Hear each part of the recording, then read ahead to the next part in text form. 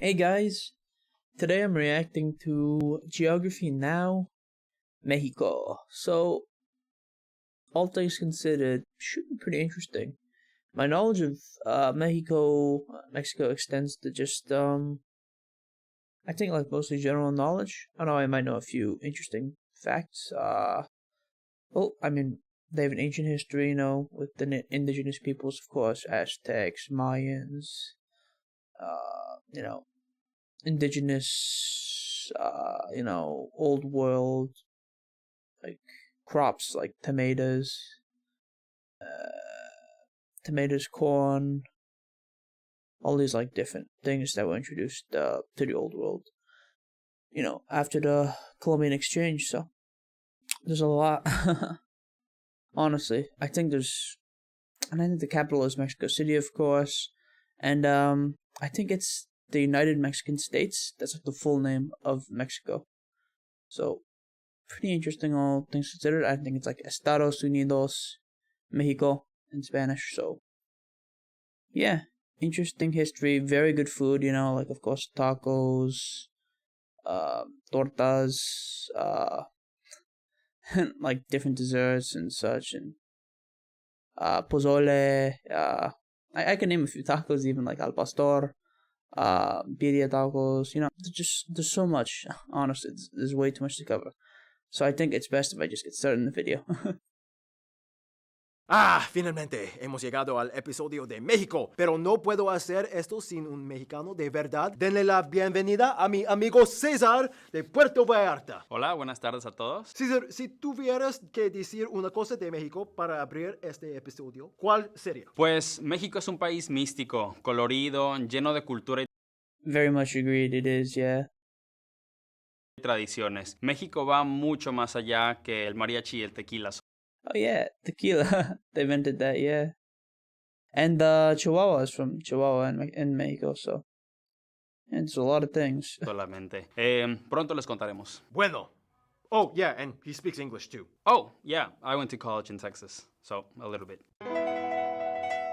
It's time to learn geography now! Hey everyone, I'm your host Barbs. And I'm Cesar. As you know, I'm American, Cesar's Mexican. We're neighbors. I'm excited. You excited? Yes, I'm very excited for this episode. I've been following Geography Now since like the BC countries, so this is something I've been waiting for a long time now. Oh, by the way, we stopped doing sponsored brands on country episodes, but this time we'll break that rule because Cesar can hook you up in Puerto Vallarta. Cesar, tell them what they need to know. Yes, well, visit discoverpvr.com. Check it out. Tours, transportation, transfers, everything you need. And geography. Oh, that's not a bad sponsor. Although it is good they don't generally do sponsors, in my opinion. Now endorses them. All right, comenzamos. Sí, bienvenidos a México. Named after the Mexica people from Oh, interesting. I knew it had like some indigenous sort of, I guess, name. So that makes sense. ancient Aztec times, Mexico is a powerhouse on the world stage. And it's hard to imagine how the entire Latin world, let alone the Western Hemisphere, would operate without it. First of all, Mexico is located on the southern part of the North American continent, straddling the Pacific Ocean. And some people say, I guess some ignorant people don't know that Mexico is part of North America. It's crazy. Some people think it's like part of South America. I don't know. Because, Latin America is not only South America, which some people mistakenly think. Ocean, Gulf of California, and the Gulf of Mexico, bordered by the US to the north and Guatemala and Belize to the southeast. The country is divided into 32 federal entities, 31 states, one of which is called Mexico, and the capital city of Mexico City. It's pretty similar to the US, Oh, and Mexico City is technically sinking about 10 to 20 centimeters a year because it was That's built on a unfortunate. lake. Anyway, Yeah, built on a lake, yep. For the time it was not the worst decision, but then they massively expanded it, in the modern day and such, so. with a greater metropolitan population over 21 million, Mexico City is the largest city and oldest capital city in the entire Western Hemisphere, and in itself Damn. Impressive. has about the same GDP and economy as the entire country of Peru. After Mexico City, though, Oh the wow. Really? That's surprising. next largest cities are Guadalajara in Jalisco and Monterrey in Nuevo León. And if you come here, you will most likely fly to one of the busiest airports. The capital's Mexico City International, then the second place is actually Cancun, then Cancun.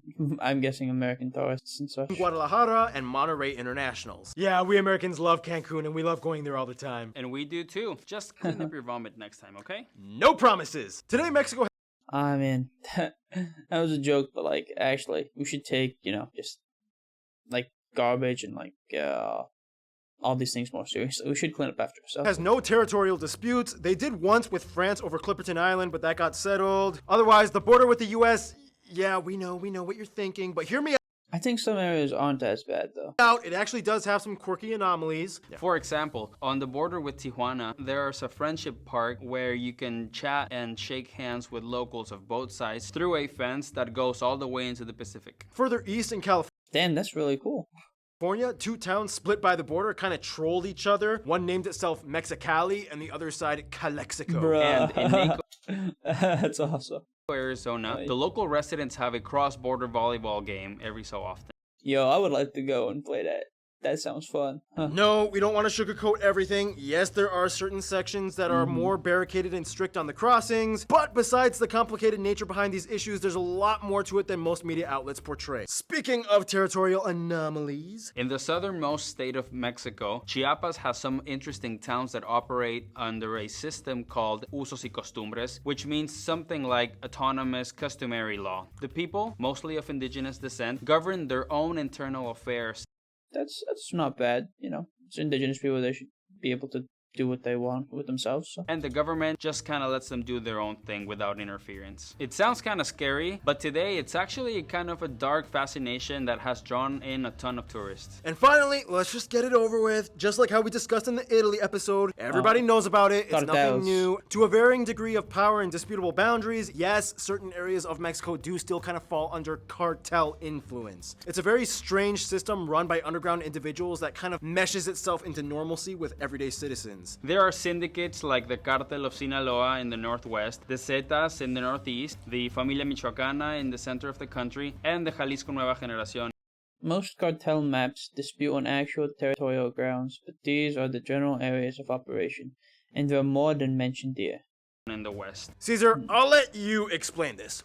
Today, it's very hard to estimate how many people are still involved and how much money is coming out, since numbers are always changing, especially after the war was declared on the cartels by the government in 2006 by President Calderon. But for what it's worth, the situation is still being dealt with today. Most Mexicans can agree that this operation largely failed. A large portion of the violence in Mexico is still caused by disputes between cartels for territory. Thank you, Caesar. Well, I'm glad we got that out of the way because now we can lighten up a bit and talk about the almost infinite number of beautiful, notable spots Mexico has to offer. Some cool man-made landmarks might include places like The Basilica de Guadalupe in Mexico City, UNAM, the oldest university in North America, the Oh, damn, that's cool. Castle of Chapultepec, the catacombs at Templo Bro, some of this stuff looks mad amazing. Like, this is awesome. Like, it would be so cool to visit Mexico. Oh, man, to see some of this. Expiatorio, Biblioteca Vasconcelos, Bro, that's awesome. I love libraries. tunnels of Puebla, the Plaza de Toros Mexico, the bronze sculptures of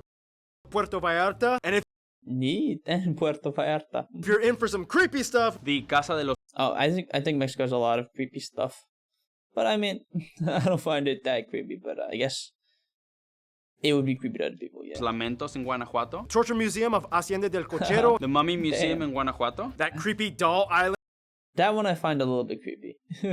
of Las Muñecas, and every so often you might come across a Malverde altar. He's the patron saint of drug cartels. they have a patron saint for drug cartels. Bruh.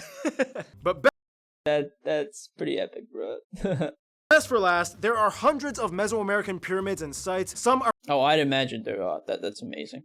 Also, it seems like Mexico's much more like indigenous and like a lot more Native American things and structures and like I guess commonly found, you could say. Although, of course the US does have a lot of indigenous structures and people and such, but I feel like Mexico has a lot more structures and people. Like and Mexico, is very mixed, so there's a lot of mestizo people, so I think Mexico like overall has more Native American and indigenous people than the US.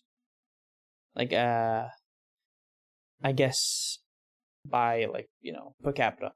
are possibly yet to be discovered hidden in the jungles, but the most famous ones probably being Cholula, which is the largest monument Largest monument ever according to Guinness World Records. Auto dispute. Ever constructed according to the Guinness World Records. Monte Alban. Teotihuacan, the Pyramid of the Sun and the Moon. And one of the Amazing. new 7 wonders of the world, the Mayan Pyramid of Chichen Itza. Keep in mind, we That's said so man-made. I know a lot of you might be wondering, why didn't they talk about all the cool natural sites like the cenotes, cenotes, or the volcanoes I mean, and that's a different subject. I mean, it's nice to focus on some of this man-made stuff because it's really interesting, I think. canyons? Well, that's because that stuff will belong in the next section, the...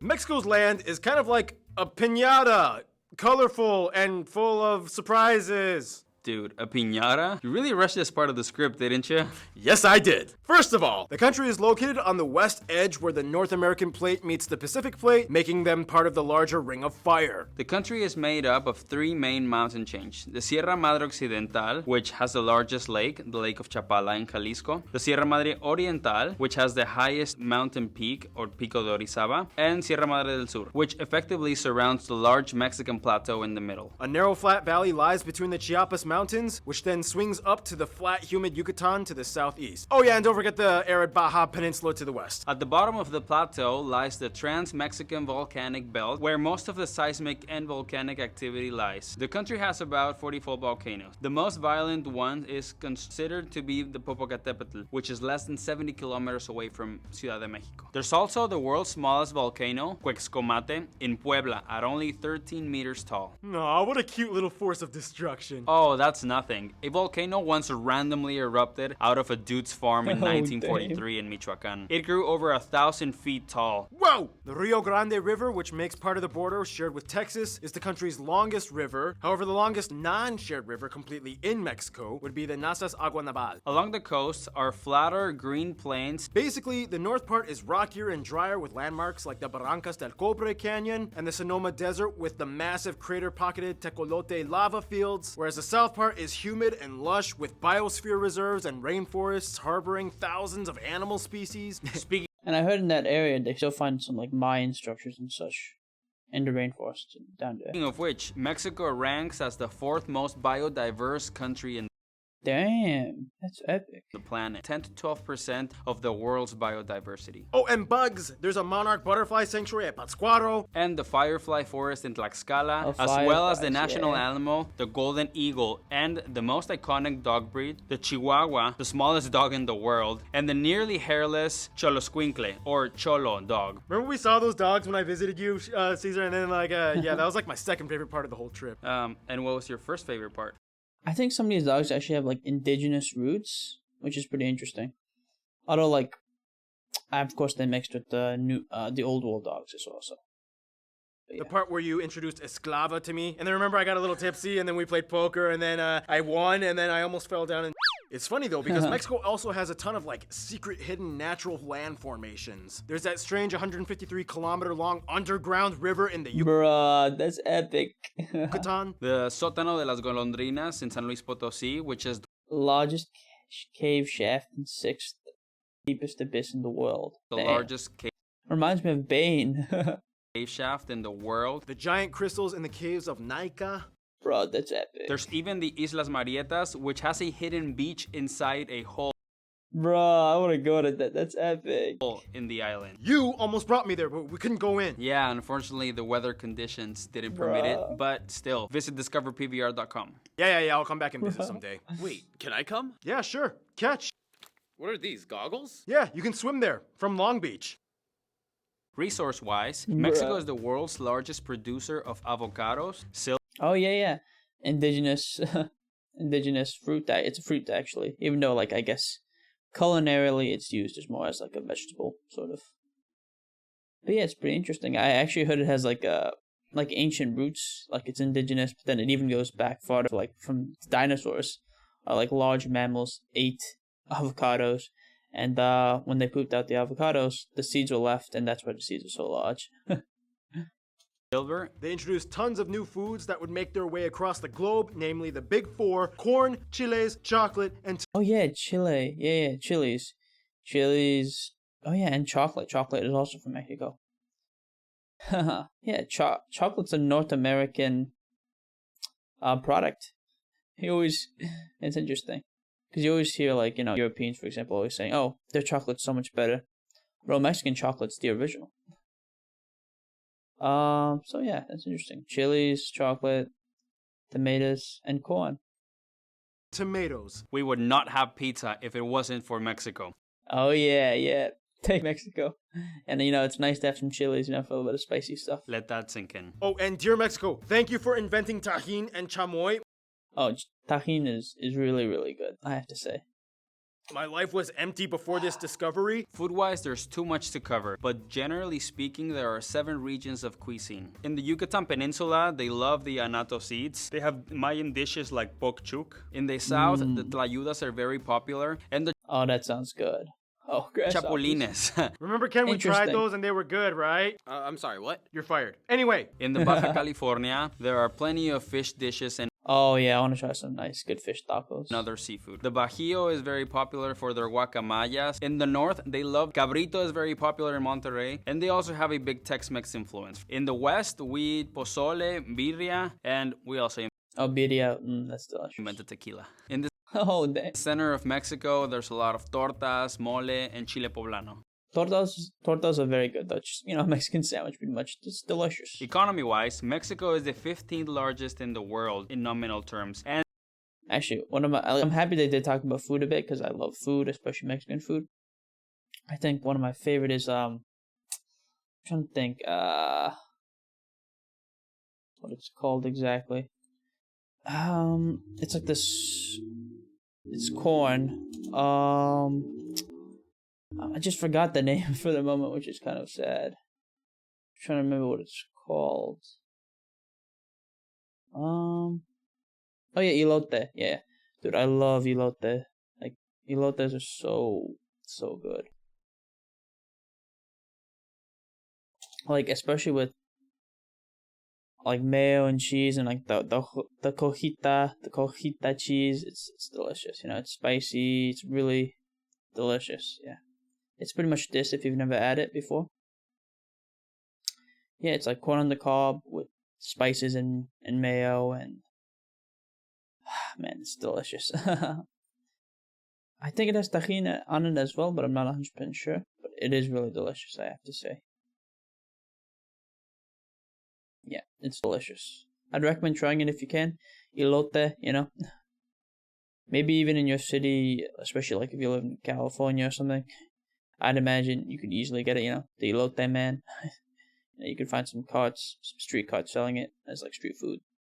You could even make like if you have like corn in a can, you can make it. Just not the corn on the cob version.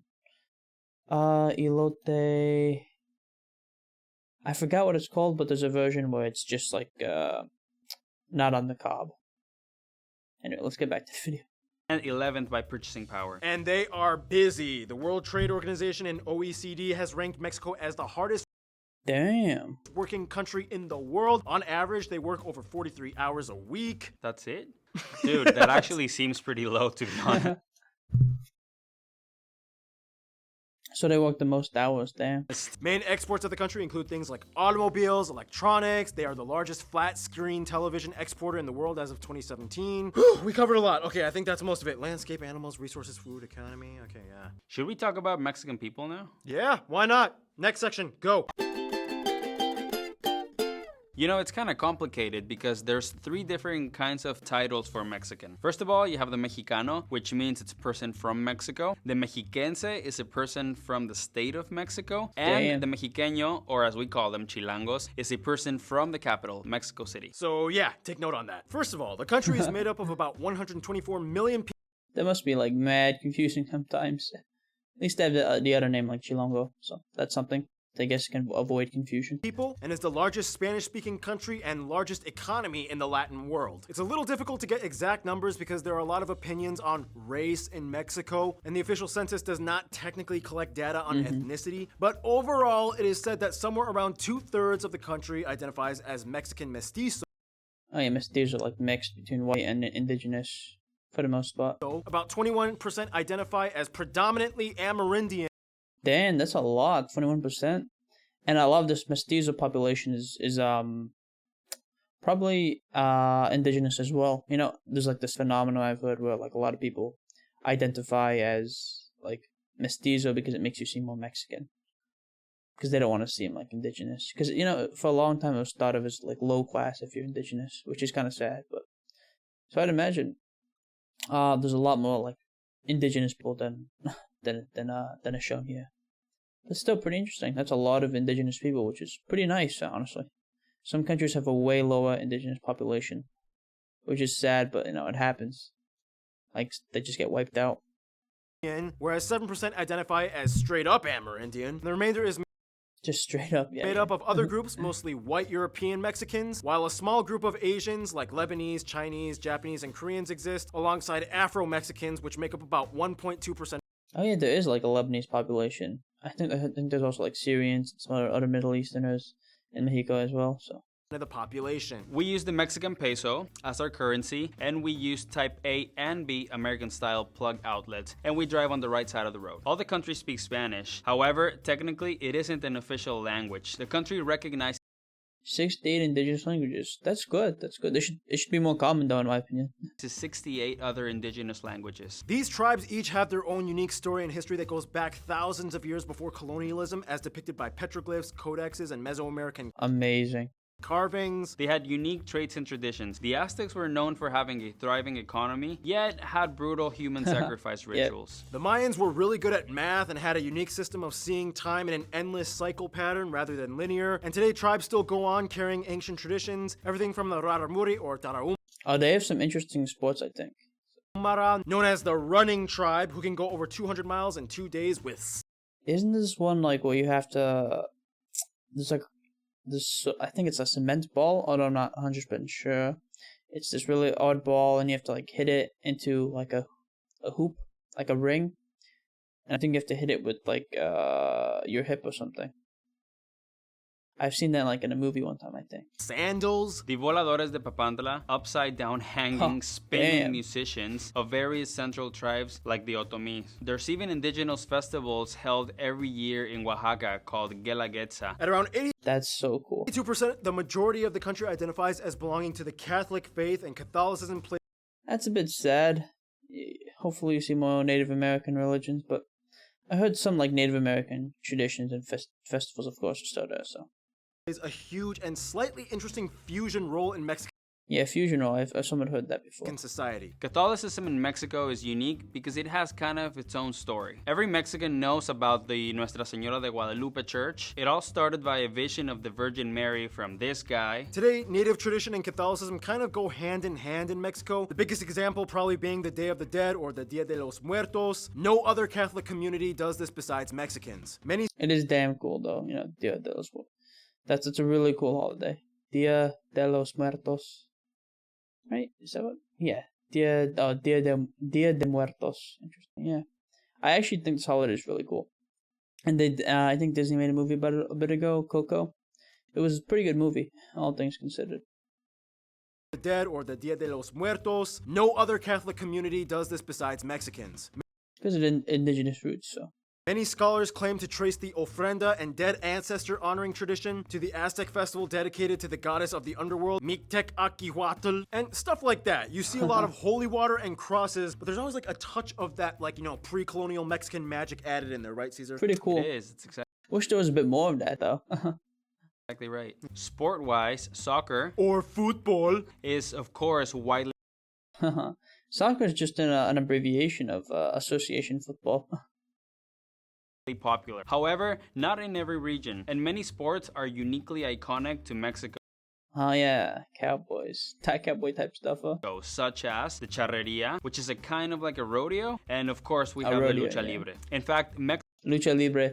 That's interesting. Mexico has 150 pre-Hispanic games, some still played today, each with the risk of dying from, such as the pelota purepecha, which is like a fire hockey played at night, or poctapok, the 4-kilogram heavy I've seen this before, yeah.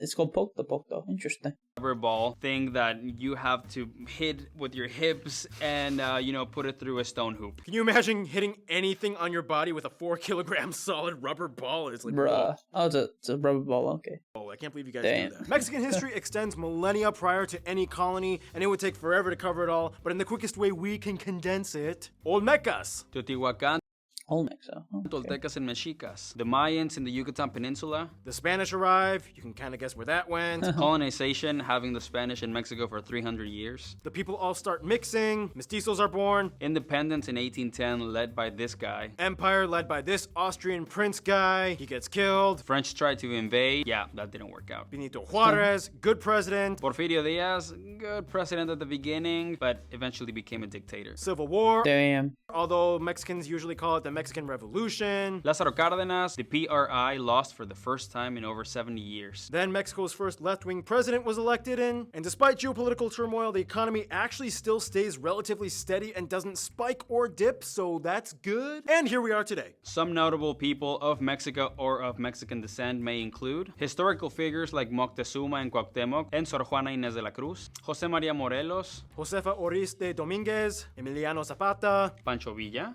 athletes like Oscar de la Hoya, Rafa Márquez and Hugo Sánchez, soccer players, singers like Antonio Aguilar, Jorge Negrete, Pedro I actually remember learning about I think Emiliano Zapata.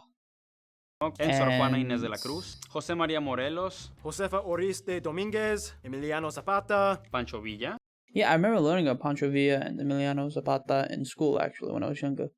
So we did learn a bit about Mexican history, so it was pretty interesting. athletes like Oscar de la Hoya, Rafa Márquez and Hugo Sánchez, soccer players, singers like Antonio Aguilar, Jorge Negrete, Pedro Infante, Vicente Fernandez, Luis Miguel, Juan Gabriel. Oh, and if you ask any like I think I know Juan Gabriel. I think I know that name. American Mexican, they all love Oh yeah, yep, Selena. Yep. Selena, actors like Dolores del Rio, María Félix, Roberto Gómez Bolaños, and even though she's not Mexican, Lupita Nyong'o was born in Mexico, and you guys love Oh, her, neat. right? I've heard of Lupita Nyong'o. I think, yeah. we do. Yeah. Diego Luna, Eugenio I've heard of Diego Luna. Derbez, Salma Hayek, I've heard of Salma Hayek. Gael Garcia Bernal, of course, everybody knows Frida Kahlo and Diego Rivera. Alejandro González Iñárritu, Alfonso Cuarón, and Guillermo del Toro. Nobel Prize winners Alfonso Garcia Robles Octavio I think I've heard of Robles. Yeah. Paz. and Mario Molina Some other notable people may include Carlos Canseco, and Carlos Simhelu, whose I think I've heard of this entire guy. net worth was Yeah. about 7% of Mexico's GDP at one point. Yeah, he had a lot of business in other countries in Latin America and the world. And speaking A lot of conspiracies about him, I think. of relations with other countries, so I'm guessing, even though they're not exactly like always the best of friends, I think Mexico's best friend would probably be like the U.S. or maybe like Guatemala. Yeah, and I guess other Latin American countries as well and such. I think Mexico views Canada very favorably though. Yeah. Mexico is quite the social butterfly. The monarch social butterfly from Michoacan. First of all, in Asia, the Philippines are another That would former kinda Spanish make colony, sense. and they're kind of like the interesting random Asian cousin that shows up that you Both colonized by Spain. Yeah, Philippines was colonized by Spain for like 300 years. didn't so, realize you had. They generally get along, just not in boxing. Japan was the first Asian country to come in contact with Latin America, and today they can travel visa-free. That's pretty cool. Japan has opened up factories in Mexico and was the first country to respond after the recent earthquake. And Mexico was the first to send aid after the recent tsunami. In Latin America, And like Asians and like indigenous people, like East Asians and indigenous people are actually the same race. Because indigenous people came from Siberia and Northeast Asia. So it's actually pretty interesting. They are the same race actually. Like especially if you looked on like Ancestry DNA, for example, you'd find out like Native Americans, indigenous people are grouped with East Asians. most Mexicans might say the countries of the Pacific Alliance, Colombia, Chile, and Peru. These countries have not only had a tied history under Spanish rule and do great business with each other, but they also piggyback off of each other's cultures, and they love watching Mexican TV shows and movies. Mexicans love visiting these places. It's almost like they're just visiting extended family. In regards to Spain, all the colonial animosity has died down fortunately. We're cool now with Spanish people, and they love visiting Mexico. Like we mentioned in the Canada episode, Mexicans have been flocking to Canada in recent years after the visa requirements were Yeah, I heard it's very easy to were immigrate. lifted. And the Canadian government actually encourages immigration to help assist the workforce. Now we reach the US. I know, you've heard the headlines. It seems kind of complicated, but if we look at the overall scope of diplomacy, despite any political hindrances, the US and Mexico always seem to have an unbreakable bond that still survives. The US has somewhere around 11 million Mexicans living in it today, which makes up the largest migrant group out of all immigrants. About 80% of Mexico's exports go to the US, and the US makes up about half of Mexico's imports. They cooperate very closely in international affairs, usually backing up similar Western values that the US Definitely seems like this way. And there's so many Mexican descended people, Mexican people in the U.S. So stands by, and overall, no matter how crazy things get, they can't help but be there for each other in the end. In conclusion, and I think that we should work more together and in the future and such. I wish the U.S. had more of like a Schengen area, like a free trade area that was easy to get to and across the border. Like a lot of areas in Europe they had the Schengen zone, so like Belgium and Luxembourg and the Netherlands, it's easy to go from one area to the other and free trade and such. So I wish we had that, especially with Canada, but also in like some areas of Mexico. I think that'd be pretty cool. Although Mexico does have a lot of problems, unfortunately, with corruption, and cartels, and such like that, and rampant I guess poverty and such in some areas. Even the U.S. we could both clean up our corruption. Yeah. Caesar, what do you think you would say about Mexico? Well, it's almost as if the people of Mexico kind of laugh at the face of destruction. We have volcanoes, earthquakes, drama, but we colorfully play and dance with death. It doesn't bother us. If anything, ironically, it fuels us with even more life. Very well That's epic. said. Stay tuned. Micronesia, the Federated States of Micronesia, is coming up next. Viva Mexico! I definitely have some good Mexican friends as well. Pretty good people, I have to say. Let's check out the Hey everybody, welcome back to Flag/Fan Friday for Mexico. Flag/Fan Friday. Hope you liked the Mexico episode. This is the part where I usually talk. Oh yeah, Mexico does have a pretty cool flag. Hey everybody, welcome back to Flag/Fan Friday. Hope you liked the See, it's I think it's like a eagle eating a snake on a cactus. Pretty damn neat. Mexico episode. I do wish the symbol was actually a little bit larger though. And at least they have like a cool crest symbol. I think it makes the flag much cooler. This is the Because it is very similar to the Italian flag, but the crest in the middle makes it pretty awesome. part where I usually talk about things that didn't quite make it into the video, or where I fixed up some mistakes. First of all, I misspelled Kahlo for Frida Kahlo, and the Oh damn. F for Fox should have been capitalized, but otherwise, in the history section, I forgot to mention two important things. Mexico actually had two empires, not just one. The first one was led by this guy, and it only lasted like 2 years, and they were like, nope, we don't want this. And there was also the Mexican-American War, and that's kind of how Texas became its own country. That's a whole other story. Originally, It's actually a bit bad, yeah. Texas kind of wanted slavery and such. Yeah, Texas's origins are kind of evil. we talked a lot more about corn in the video, but I just had to cut it out. Like popcorn Aw, corn is awesome. was invented in Mexico. Oh, damn, awesome. They found it in archaeological sites. We didn't even talk about People need to give Mexico much more credit for its food and corn and all these different things and chilies. tamales. Tamales, amazing. I wanted to talk more about how they put chile on like sweet things. Oh yeah, they do. Yeah, they put there's a lot of spicy candy. Those are so good. I forgot to mention how the largest indigenous languages are Nahuatl, which is Nahuatl, I've heard of this an one. Aztec language, and Yucatec Maya, obviously Mayan. After a court ruling in 1957, Mexico has a strange rule where you can kind of technically pay your taxes in artwork. If Interesting. it's good, the committee has to approve of it. There's a city in Mexico where they speak Venetian Italian. They speak Venetian Italian, so Italian immigrants, I'm guessing. I heard there was a crisis, in northeast Italy in the past, so a lot of poor people from those regions, they went to Latin America and such. Especially Argentina, Uruguay, and I guess Mexico too.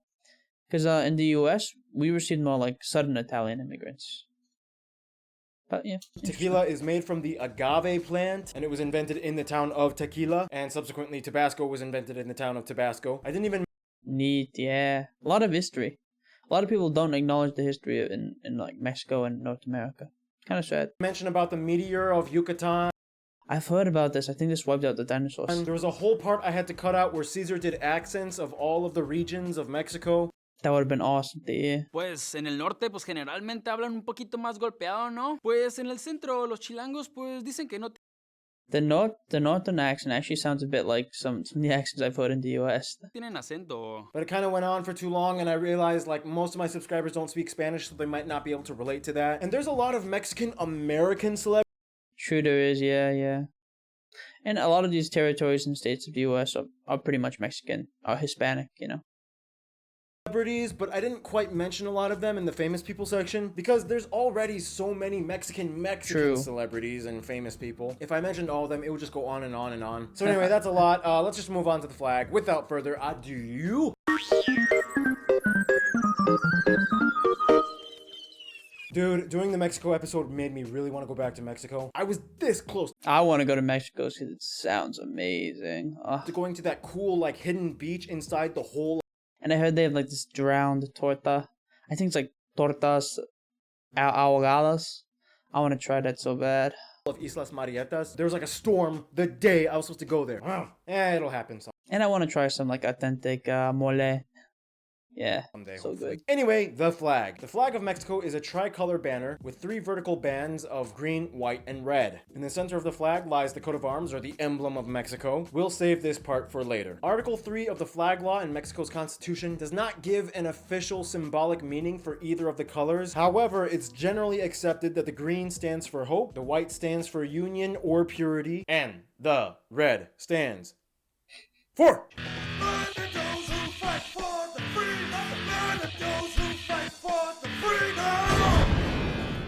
Once again, thank you, Ken, for making that animation. In appreciation, Ken, I will give you the opportunity to buy part of the new stock of Geography Now notepads and buttons from geographynow.com. Don't I work for you though? Can I get it for free? I'm gonna pretend I didn't just hear you say that. Anyway, keep in mind, over time, their flag has changed. Obviously, when they were Yeah, more like Spanish-based flags. under the Spanish, they were under the Spanish Viceroy and Spanish New Spain flags. Originally, their first flags after independence It's a cool flag, but a little bit too simple and plain, I would say. looked like this. They had like diagonal bands with stars. It wasn't until 1821 That's a pretty damn cool flag. that the eagle was added, and then various variations. I like this version of the flag right here. I like both of these. These are pretty came cool. about throughout the years. During Maximilian's empire, they used this. It didn't last. Okay, that's amazing. That is honestly amazing. Get rid of the things on the side though, I will say. These little eagles on the side, but otherwise, this thing in the middle looks amazing. Oh, man. Last very long. And finally, the one we have today. Now, I think it's nice actually. during Maximilian's empire, they used this. It didn't last very long. That's my favorite. Just get rid of the things on the side, like I And said. finally, the one But yeah, okay. So maybe if they made this just a slight bit bigger, I think it would be even better. But otherwise, I think Mexico has a really cool flag. we have today. Now, the emblem. The emblem is based off of the Aztec legend for Tenochtitlan, which is now Mexico City, which was also the center of the Aztec Empire. As the legend goes, the Aztecs were looking for a place to build their city, and supposedly they heard from the gods to look for a place where they would find an eagle sitting on a cactus while devouring a serpent. I think I've heard of this before. They finally found one, but unfortunately it was on top of a lake. So they were like, fine, we're just gonna build our city on the lake. Over time, the image also kind of came to symbolize the concept of good triumphing over evil. But yeah, it was all kind of But I think for the agriculture and such, like, it made sense to build that on a lake for the time. It just doesn't make sense nowadays. based off of the legend of Tenochtitlan. Alright, so that's just about it. You know what time it is. Geography fan mail time. Ken. Okay, that was honestly just amazing. I think Mexico's so, like, amazing in its culture, food, and history. Man, let's check out some of the comments. For sure.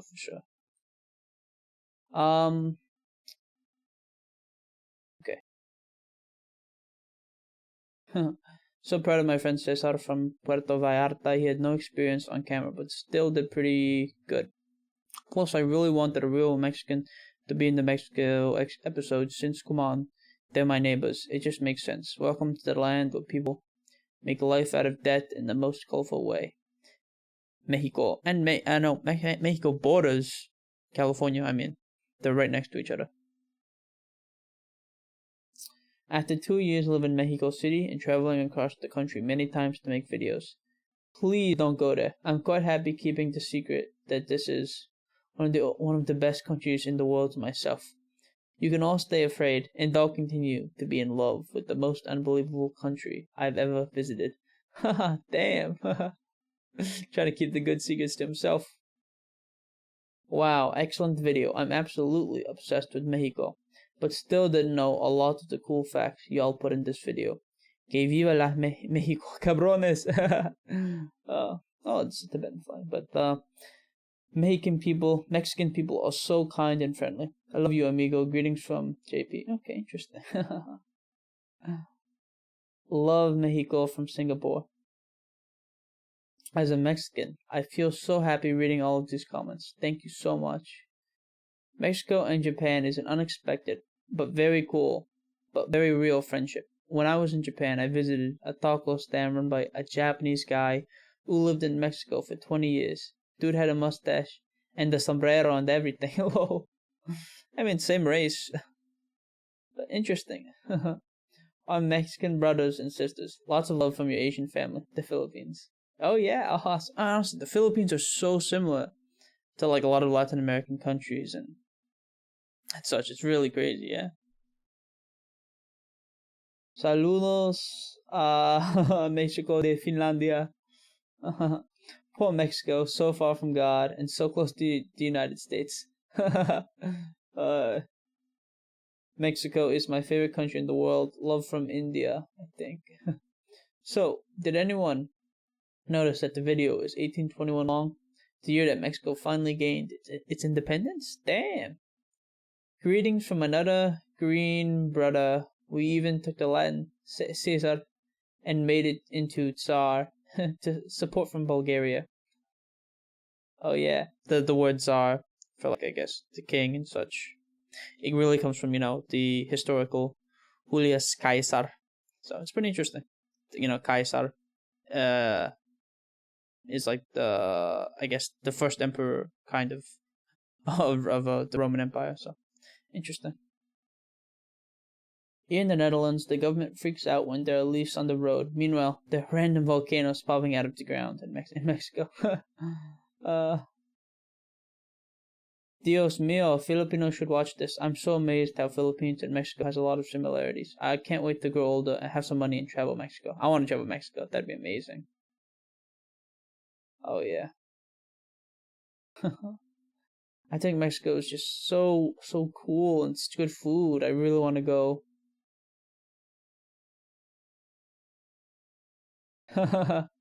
Oh man. Yeah. I would very much like to visit Mexico.